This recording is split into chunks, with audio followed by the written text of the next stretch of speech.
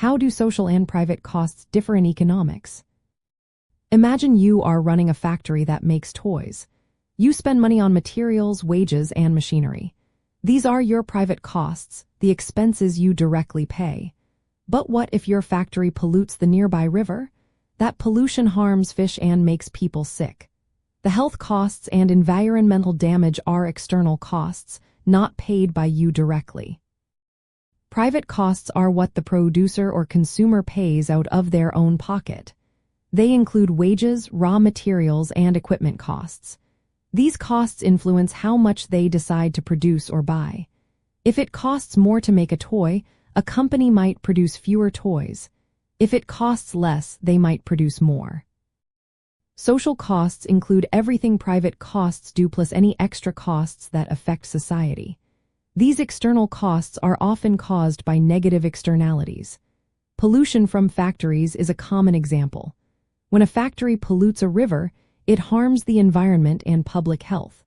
These damages are costs to society that are not reflected in the market price of the product. The main difference is that private costs are paid by the person or company making the good or service. Social costs are paid by everyone else affected, including the community and environment. When external costs exist, the total cost to society is higher than what the producer considers when making decisions.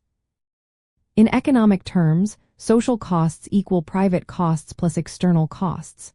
If a factory only considers its private costs, it might produce too much.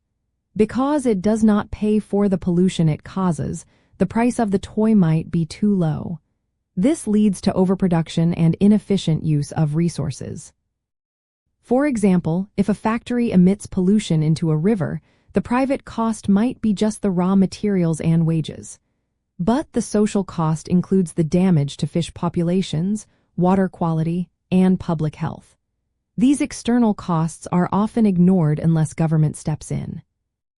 When only private costs are considered, the market tends to produce more than what is socially ideal. The price of goods is too low, and the quantity produced is too high. This results in a waste of resources and harm to society. To fix this, governments can intervene. They might impose taxes on pollution or requiring companies to install pollution control devices. These policies make producers pay for the external costs they cause, aligning private costs with social costs. Another approach is tradable permits, where companies buy and sell the right to pollute. This creates a financial incentive to reduce external costs. Sometimes companies voluntarily try to reduce externalities by adopting cleaner technologies or better practices. Understanding the difference between private and social costs helps us see why markets sometimes fail to produce the best outcomes for everyone. It shows why public policies are needed to correct these failures and promote a healthier, fairer society.